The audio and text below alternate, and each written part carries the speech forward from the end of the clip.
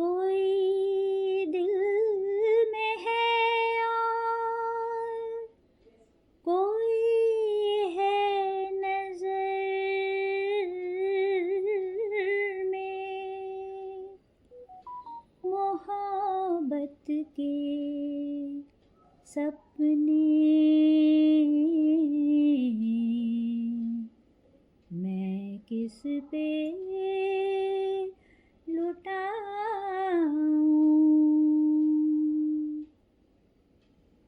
इसी कश्मकश में जिए जा रहा हूँ, किसे याद रखूं,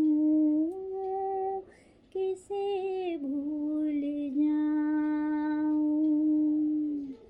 किसे याद रखूं,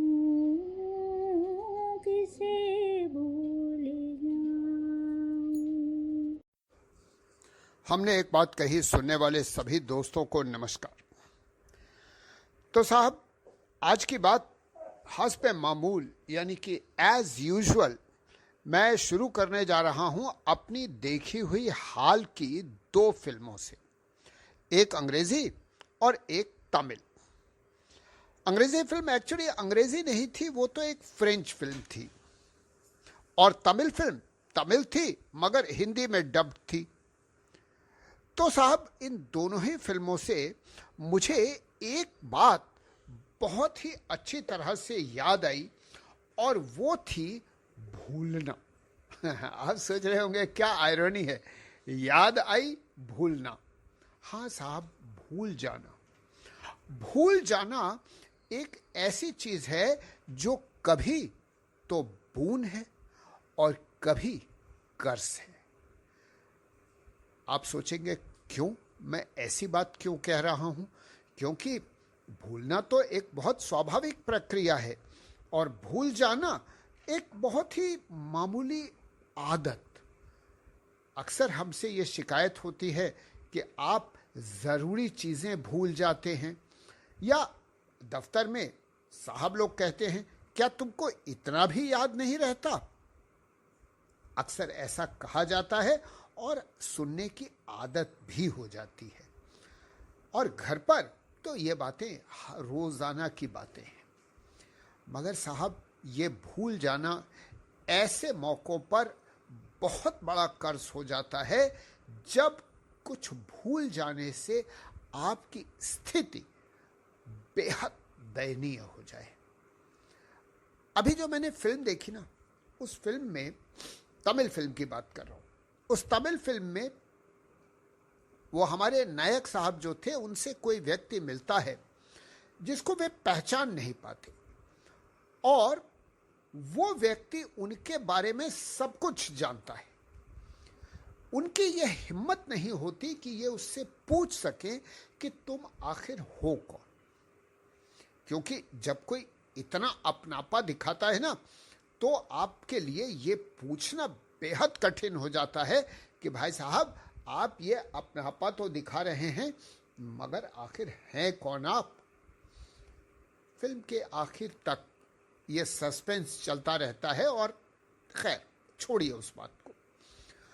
तो साहब, जो दूसरी फिल्म फ्रेंच फिल्म देखी, उसमें एक व्यक्ति ऐसा है जो वृद्ध है और जिसे पुराना सब कुछ भूल चुका है। कुछ ऐसी परिस्थितियां बनती हैं कि वो समय यानी काल में पीछे चले जाते हैं, और वहां जाकर वो सब कुछ याद आ जाता है उनको। अब साहब, जब मैंने ये दोनों फिल्में देखी ना, तो मुझे भूलने की बातों पर याद आया। मेरे पिताजी अपने अंतिम समय में यानी वृद्धावस्था में सब कुछ भूल चुके थे, यहां तक कि उनको मैं भी याद नहीं था। मैं, जो कि बहुत गर्व के साथ बता सकता हूं कि मैं उनका बड़ा बेटा था और उनका गौरव था। यानी उनको, लोगों को यह बताने में खुशी होती थी कि साहब ये हमारा बेटा है। और जब वो मेरी छोटी मोटी उपलब्धियों को भी बड़ा करके बताते थे ना, तो मुझे लगता था कि वो वास्तव में मतलब मेरी वजह से अपने आप को गौरवान्वित महसूस कर रहे हैं। मैं कोई बड़बोलापन नहीं कर रहा हूं, मगर बता रहा हूं कि जैसे होता है ना, किसी भी पिता के लिए अपने बच्चे की उपलब्धियां गिनाना, वो भी गिनाया करते थे। अब साहब, जब वो मुझको भी भूल गए तो मैं समझ सकता हूं कि उन्हें कितना खालीपन लगता होगा। यानी अगर जिंदगी में आदमी के पास यादें ही ना रह जाएं, तो वो जीवन में कैसे अपना समय व्यतीत करेगा, कैसे? क्योंकि मैं आपको अपने बारे में बता सकता हूं, मेरे साथ तो ये पक्की बात है कि जब भी मुझे ऐसा लगता है कि अब मेरे पास कुछ और करने को नहीं है, तो मैं उन यादों की गलियों में भटकना शुरू कर देता हूं। और मुझे लगता है कि शायद हम सभी ऐसा कभी ना कभी करते हैं। बातचीत के दौरान, सोचने विचारने के दौरान अक्सर ऐसा हो जाता है। और साहब, अगर वो यादें ही ना रह जाएं, तब क्या होगा?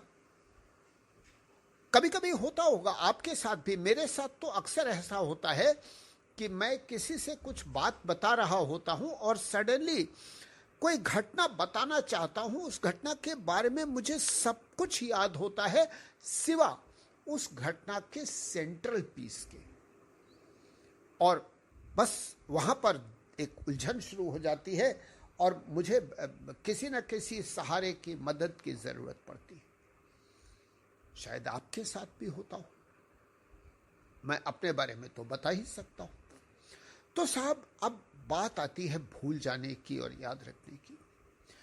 तो जब मैंने ये भूलने याद रखने की बातों के बारे में आपसे बात करने का सोचा, तो मैंने सोचा कि यार सचमुच में एक ऐसा जर्नल बनाया जाए, एक ऐसी लिस्ट बनाई जाए जिसमें कि पहले तो ये सोचें कि ऐसा क्या हो जो हमें भूल जाना चाहिए। तो साहब, सबसे पहली बात तो ये है कि भैया, अगर भूलने की ही बात करना है ना, तो अगर किसी ने कुछ बुराई की हो तो भूल जाया जाए। मेरे साथ तो ऐसा नहीं हो पाता है, जैसा कि मैं बहुत बार आप लोग को बता चुका हूं। जिसने मेरे साथ बुराई की है, मैं तो उसको नहीं भूल पाता, मगर कहा यही जाता है। और अगर मैं आपको क्या बोलते हैं उसको, शिक्षा देने की कोशिश करूं, तो मैं तो यही कहूंगा, साहब, बुरी बातों को, यदि किसी ने आपका दिल दुखाया हो तो कोशिश कीजिए कि वो भूल जाए। कोई बुरे संबंध रहे हों, उनको भूल जाए। कोई ऐसी बातें हों जहां पर कि आपको लगता हो कि मुझे आसमान छू लेना चाहिए था, भूल जाइए ना उसको। भाई, आसमान छू लेना इतना वास्तविक नहीं है, हो नहीं सकता ना। दूसरों से शिकायतें हैं, यानी कि अब सब कुछ बातें जो है जो दूसरों से संबंधित हैं और बुरी है आपके नजर में, उनको भूल जाना ही बेहतर है। अब दूसरों से हटकर अगर अपने पास आए, तो मुझे लगता है कि अपनी सफलताओं और असफलताओं दोनों को ही भूल जाना चाहिए। लोग कहते हैं असफलताओं को भूल जाओ, नहीं, मुझे लगता है कि असफलताओं के साथ सफलताओं को भी भूलना चाहिए, क्योंकि ये सफलताएं अनचाहे घमंड को जन्म देती हैं। और साहब, ये घमंड तो चलता नहीं ना, जिसको शुद्ध भाषा में आप घमंड कह रहे हैं, अगर आप बहुत अच्छी हिंदी बोलना चाहेंगे तो आप उसको गर्व कहने लगेंगे। तो भूल जाए ना उसको हर दिन, क्योंकि परिस्थितियां हैं जो कि हमसे कुछ अच्छी बातें करवाती हैं, कुछ बुरी बातें करवाती हैं, हमारी सफलताओं में योगदान देती हैं, असफलताओं में योगदान देती हैं। मैं अपनी जिंदगी में जानता हूं कि मेरी जिंदगी में जब बहुत मुझे सफलता मिली, थोड़ी बहुत भी मिली तो मेरे हिसाब से बहुत थी, जब मुझे बहुत सफलता मिली तो ऐसा नहीं था कि मैं उसमें बहुत रोल प्ले कर रहा था। कुछ परिस्थितियां ऐसी हो गई थी जिसमें कि मुझे सफलता मिलनी शुरू हो गई। और साहब मैं बहुत तेज़ी से अपने आप को बहुत खुश महसूस करने लगा, क्योंकि मैं देखिए, सफलता असफलताओं में यहाँ भी दूसरों का रोल बहुत आ जाता है। सफलता असफलता, आप अपने लिए कुछ, अपने साथ कुछ हो रहा है तो वो सफलता असफलता नहीं होती।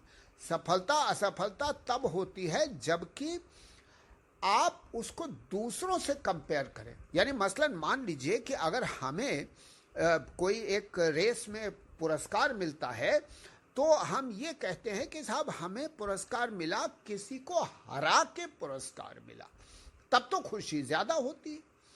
और अगर यूं ही हमको सड़क पे पड़े हुआ वो पुरस्कार मिल जाए तो कोई बहुत बड़ी खुशी नहीं होती साहब, मैं तो ये समझता हूं।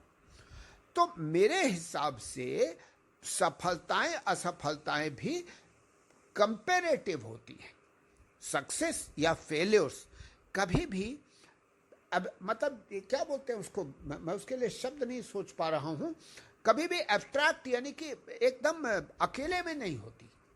आपको वही 100 रुपए सड़क पे पड़े हुए मिले और वही 100 रुपए आपको किसी एक अच्छी कविता लिखने पर या अच्छी कहानी लिखने पर पुरस्कार के रूप में मिले, तो आप पुरस्कार को तो सफलता मानते हैं, मगर सड़क पे मिले हुए 100 रुपए को आप एक अनायास लाभ तो मान सकते हैं मगर सफलता नहीं मानते। तो साहब मेरा कहना यह है कि बुरे संबंध बातों के साथ साथ सफलताओं असफलताओं को भी छोड़ दीजिए ना। तो अगर हम सफलताएं असफलताएं भी भूल जाएं तो एकदम सबसे पहली बात क्या होगी, अपनी नजरों में अपने को नीचा दिखाना या ऊंचा उठाना, ये भी आप छोड़ देंगे। वो मेरे को लगता है कि वो शायद, अगर मुझे सही याद है तो 10 कमांडमेंट्स जो शायद भगवान ने दिए थे, उसमें से एक कमांडमेंट शायद ये भी था ना कि घमंड मत करना।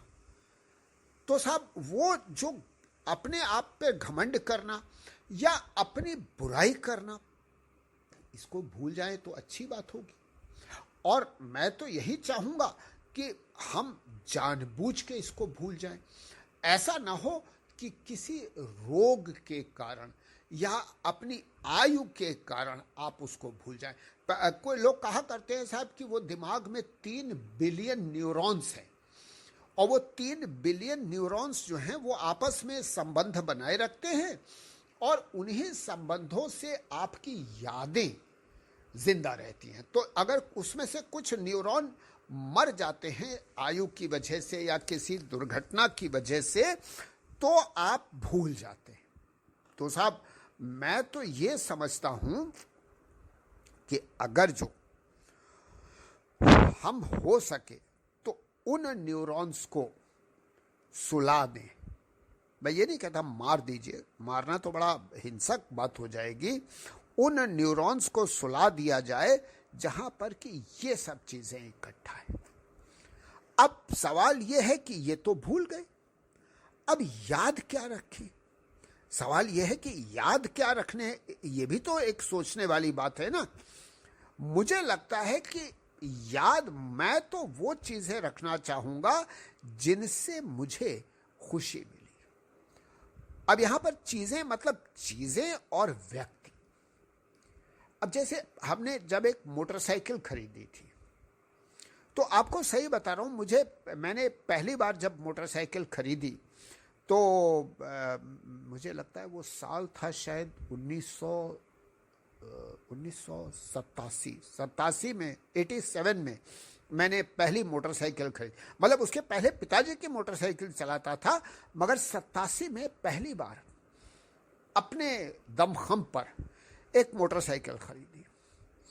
अब देखिए, उस मोटरसाइकिल खरीदने की जो खुशी थी वो तो थी अपनी जगह पर, मगर उसके साथ में मुझे एक ऐसे व्यक्ति से मिलने की खुशी हुई जिसने मुझे एक सलाह दी।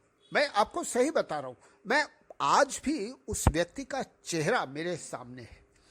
उस जमाने में हीरो होंडा नई नई मोटरसाइकिल आई थी और साहब उसके बारे में कहा जाता था कि वो बहुत अच्छा एवरेज देती है, यानी वो उसका एक टैगलाइन ही थी, fill it, shut it, forget it.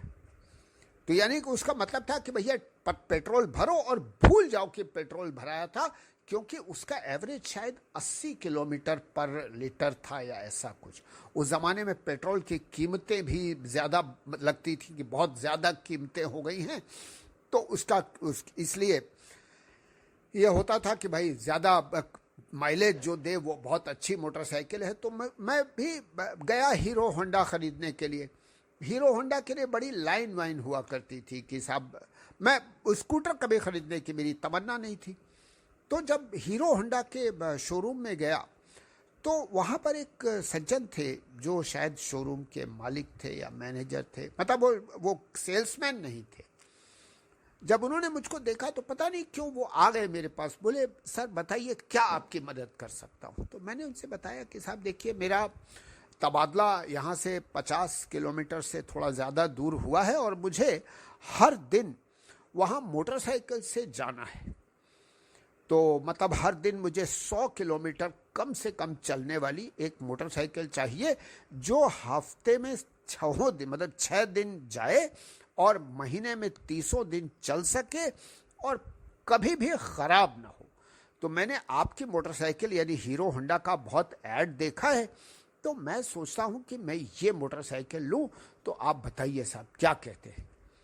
उन्होंने कहा जी नहीं, अगर आप ये प्रतिदिन 100 किलोमीटर चलना चाहते हैं तो साहब हमारी मोटरसाइकिल उसके लिए नहीं है। मैं आपको सही बता रहा हूँ, किसी भी दुकानदार से अपने प्रोडक्ट के बारे में ऐसा सुनने की मुझे ज़रा भी आशा नहीं थी। मैं भी साहब MBA किए हुए था, तो मैं जानता था कि मार्केटिंग क्या होती है, सेल्समैनशिप क्या होती है, ये सब तो मैं समझ सकता था। मगर जब उसने मुझे इतनी ऑनेस्टली बताया तो मैंने ऑब्वियसली पूछा कि भाई साहब क्यों ऐसा कह रहे हैं। बोले साहब हमारी मोटरसाइकिल अभी मार्केट टेस्टेड नहीं है, हो सकता है चल जाए, हो सकता है न भी चले। हाँ, हम आपको माइलेज की गारंटी दे सकते हैं, मगर साल 2 साल 3 साल तक प्रतिदिन 100 किलोमीटर चलेगी, इसकी हम आपको कोई गारंटी नहीं दे सकते। मैं तो आपसे कहूँगा कि आप अगर कोई टेस्टेड मोटरसाइकिल ही लें तो बेहतर होगा, जैसे राजदूत, जावा या रॉयल एनफील्ड, इस तरह की मोटरसाइकिल है। बस साहब मैं वहाँ से निकल आया और मैं तो पुराना राजदूत चलाने वाला था, चूँकि पिताजी के पास राजदूत मोटरसाइकिल थी। तो साहब मैं फिर राजदूत के शोरूम में गया, उन्होंने कहा हाँ साहब पक्का 100% चलेगी साहब, कोई दिक्कत नहीं। और मैंने वहाँ से मोटरसाइकिल ले ली और साहब वो मोटरसाइकिल चली। न सिर्फ हर दिन 100 किलोमीटर चली, बल्कि वो 100 से थोड़ा ज़्यादा ही चलती थी। तो साहब खुशी मिली उस लेसन से, यानी कि लेसन था ईमानदारी। किसी व्यक्ति ने अपने प्रोडक्ट के बारे में कितनी ईमानदारी से बता दिया। उसी से एक बात समझ में आई कि आदमी का वैल्यू सिस्टम, यानी कि जो सच्चाई है ना, वो आपको याद रहती है और वो याद रखनी चाहिए। उसको याद रखने से आपको अपने लक्ष्यों को पाने में आसानी मिलती है। मैं ये तो नहीं कहता कि मैं पर्सनल वैल्यू सिस्टम पे कुछ भाषण देना चाहता हूँ, मगर जिंदगी की छोटी छोटी खुशियाँ हैं ना, जहाँ पर एक अच्छा आदमी मिला, एक अच्छे आदमी से कुछ सीखने को मिला, तो साहब मुझे लगता है कि ये ना भूलूं तो अच्छा है। आपको मैंने अपनी ज़िंदगी की कुछ और भी घटनाएं बताई होंगी, मगर बहुत सी छोटी छोटी घटनाएं ऐसी हैं जहाँ पर कि मुझे बहुत से लोगों से कुछ ऐसी अच्छी चीज़ें सीखने को मिली हैं जो मुझे लगता है कि मैं कभी ना भूलूं, तो वो भी मैं मतलब कभी भूलना नहीं चाहूँगा। उसमें से एक चीज़ है मुझे जो कभी भी नहीं कभी भी मैं नहीं भूलना चाहता हूँ, वो है गिर कर उठने की क्षमता। मैं आपको सही बताऊं कि मैंने ये घटना, मतलब ये पाठ एक छोटी बच्ची से सीखा। छोटी बच्ची इसलिए बोल रहा हूं कि मैंने वो मेरे लिए बच्ची ही है, जिसको मैंने पाया कि वो कहीं एक परीक्षा में, मैं बच्ची का नाम नहीं लूंगा, परिचय भी नहीं दूंगा, परंतु मैं ये बताऊंगा कि वो एक परीक्षा में असफल हुई, और असफल मतलब बाकायदा फेल हुई। तो फेल होने के बाद उसके पास एक मौका था कि वो शायद सप्लीमेंट्री का एग्जाम दे करके और फिर वो आगे बढ़ जाए, मगर उसने तय किया कि ना, सप्लीमेंट्री नहीं, दोबारा प्रयास करेगी और आगे बढ़ेगी। साहब वो आगे बढ़ी, जो भी परीक्षा थी उसमें अगले साल तो सफल हुई ही, मगर उस असफलता ने शायद उसको झकझोर दिया और उसने ये तय कर लिया कि वो जहां भी पढ़ेगी, जो भी पढ़ेगी, यानी जो भी काम करेगी, उसमें वो एक्सेल करेगी। यानी कि मैं अक्सर बच्चों को एक शिक्षा देता हूं, जो कि अगेन किसी फिल्म से ही लिया हुआ हिस्सा है या किसी किताब से, मुझे वो तो याद नहीं, जहां पर कि शिक्षा ये है कि तुम जो भी करो वो सर्वश्रेष्ठ करो। यानी अगर तुम नाई का काम भी करो तो नाई का काम ऐसा होना चाहिए जो सर्वश्रेष्ठ हो, यानी उससे बेहतर काम न हो सकता हो। और यहां पर आपकी तुलना किसी दूसरे से, किसी बाहर वाले से नहीं होनी है, आपके अपने सेल्फ से होनी है। यानी कि आप भी उससे बेहतर काम आपने न किया हो, यानी कि आपका हर प्रयास अपने पिछले प्रयास से बेहतर होना चाहिए। तो साहब, ये बातें हुई प्रयासों की, कुछ करने की। यहां पर आपको बताऊं, देखिए जैसे होता है ना कि क्या याद रखें, क्या भूल जाएं, किसे याद रखूं, किसे भूल जाऊं। तो यहां पर जब मैंने कहा ना किसे याद रखूं, किसे भूल जाऊं, कभी कभी आपको ऐसे लोगों की भी याद रह जाती है जो कि आपकी जिंदगी में शायद सिर्फ एक पल के लिए आए होते हैं, मगर वो आपको ऐसा कुछ बता जाते हैं जो मतलब आपके लिए तो शायद अमूल्य होता है, वो याद आपके लिए अमूल्य होती है। मेरे अभी अभी जो फोन की घंटी बजी ना, जो इसमें रिकॉर्डिंग में भी आई है, वो भाई का फोन आया था। तो उसने उससे बात कर रहा था और उसने ये किस्सा याद दिलाया कि हमारी बुआ जी रुद्रपुर में रहती थी और बरेली से रुद्रपुर जाने के लिए किच्छा, यानी कि छोटी लाइन की गाड़ी से किच्छा जाते थे। बरेली काठगोदाम रूट पर किच्छा में उतरना, और किच्छा से 14 किलोमीटर दूर था रुद्रपुर, जैसे आज ऊधम सिंह नगर कहते हैं। तो साहब वहाँ पे वो टेम्पो चलते थे, वो शायद आप लोगों में से पता नहीं कितने लोगों को याद होगा, वो हाथी की सूंड जैसे टेम्पो हुआ करते थे। तो साहब वो टेम्पो चला करते थे, 14 किलोमीटर का डिस्टेंस तय करने के लिए कुछ 2 रुपए या ऐसा कुछ भाड़ा होता था। तो साहब किच्छा तक जाना था, और हम लोग तो मतलब ये तो कहानी तो उन दिनों की ही है जब बेकार हुआ करते थे, और बरेली तो किसी कारण से आए हुए थे और बरेली से रुद्रपुर जाना था। तो मैंने शायद आप लोग को बताया होगा, देखिए मतलब मेरे बारे में कुछ बहुत ऐसा बुरा विचार मत रखिएगा, मेरे मतलब हमारे बारे में ऐसा कोई बुरा विचार मत रखिएगा। हम लोग अच्छे लोग हैं, मगर हमको रेल का टिकट लेने में बड़ी साहब कभी कभी बड़ी मुश्किल होती थी। तो साहब हम लोग भारतीय रेल को, चूंकि हमारे ख़ानदानी रेल थी ना, हमारे दादाजी भी रेल में काम करते थे, हमारे ताऊ जी भी रेल में काम करते थे, चाचा भी रेल में काम करते थे। तो हम लोग सोचते थे कि देखिए उन्होंने तो इतनी सेवा दी ही है, तो हम लोग यदि थोड़ा सा बिना टिकट चले जाएंगे तो रेल को कोई नुकसान तो होगा नहीं। ऐसा सोच करके हम लोग चलते थे अक्सर रेल में, अक्सर नहीं कहना चाहिए, कभी कभार टिकट नहीं भी लेते थे। तो साहब ये भाई ने जो किस्सा सुनाया, उन्होंने ये सुनाया कि भाई वो बरेली सिटी स्टेशन पर गए और वहाँ जाकर उन्होंने कहा कि एक ट्रेन थी, वो जाने मतलब छूट रही थी, चल रही थी। वो जल्दी से पहुंचे, एक टीटी साहब से उन्होंने कहा कि साहब मैं अभी अभी दौड़ता हुआ आया हूं और मैं प्लेटफॉर्म टिकट भी नहीं ले पाया हूं और टिकट तो नहीं ही ले पाया हूं, क्या मैं अंदर घुस सकता हूं? टीटी साहब ने उनको देखा और कहा कि तुम रमापत के लड़के हो क्या? श्री रमापति राम श्रीवास्तव मेरे पिताजी का नाम है। वो बरेली में ही पले बढ़े और वहीं के रहने वाले थे, मतलब तो, और हमारे ताऊ जी तो रेलवे में काम करते थे, तो उनके चलते उनके पिताजी, उनके मतलब उनके ससुर, सभी लोग रेलवे में ही थे। तो उन्होंने, टीटी साहब ने पहचान लिया और बोले कि तुम रमापत के लड़के हो क्या? उसने कहा हाँ साहब। बोले अबे साले, तुम्हारे बाप ने कभी टिकट नहीं लिया, तुम क्या टिकट लोगे, चलो बैठो अंदर। और साहब उन्होंने उनको अंदर बैठा लिया। इस एक घटना से सिर्फ इतना समझ में आया, देखिए टिकट नहीं लेना कोई बहुत गर्व की बात नहीं है, और सच बात तो यह है कि शायद मतलब जैसे कहते हैं कि यह एक सामाजिक अपराध भी है, मगर मैं उन टीटी साहब का बारे में बताना चाहता हूं जिन्होंने एक अनजान व्यक्ति को सिर्फ शक्ल से पहचान कर उस पर एक उपकार किया।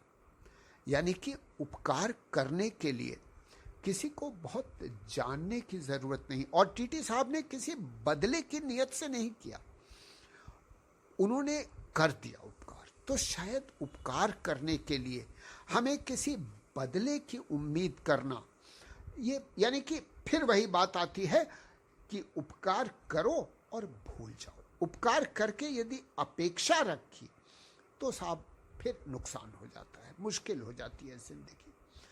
तो मैं तो यही समझ सकता हूं कि साहब भूलना और याद रखना ये बहुत ही कभी कभी बहुत बड़ा लाभ भी हो सकता है, यानी बून भी हो सकता है और बेन भी हो सकता है।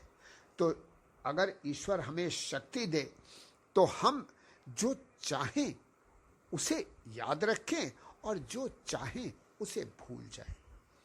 अब सवाल यह था कि मैंने तो आपसे 2 फिल्मों का जिक्र किया था ना शुरू में, तो पहली फिल्म में तो ये ऐसी आपको बताया ना कैसे वो साहब भूल गए, नाम नहीं याद था वगैरह वगैरह। दूसरी फिल्म में एक वृद्ध व्यक्ति का जिक्र किया था जो भूल जाता था, और जब वो एक समय में किसी समय में पहुंचा वहां जाके उसे सब याद आ गया। उस व्यक्ति ने एक तकनीक अपनाई थी, मैं आपके साथ वो टेक्निक साझा करना चाहता हूं, मगर उस टेक्निक को साझा करने से पहले मैं आपको ये बता दूं कि पिछले हफ्ते मैंने जो संगीत आपको सुनाया था ना, उस गाने को हमारे लगभग सभी श्रोताओं ने जो जवाब देते हैं सबने पहचान लिया था। तो साहब लता मंगेशकर का नैनों में बदरा छाए शायद उनके सर्वश्रेष्ठ गीतों में से एक है, और इसीलिए उस गीत का एक एक कड़ी, यानी कि संगीत के एक एक, मुझे पता नहीं क्या कहते हैं उसको, देखिए ना फिर वही बात, अब मुझे मदद लेने की जरूरत पड़ रही है। अरे भाई नीमा देवी ये बताइए, साहब कहाँ बताएंगी, वो है नहीं यहाँ पर, वरना मैं पूछता कि संगीत की एक एक टुनटुनाहट जो होती है ना उसको क्या कहते हैं, पता नहीं, जो भी कहते हो तो साहब वो टुनटुनाहट जो है ना वो भी हम सभी श्रोताओं के मन में बसी हुई है। तो साहब वो गाने को तो सबने पहचान लिया। तो अब सवाल आता है कि वो गाना तो पहचान लिया, मगर आज का गाना सुनिए जरा।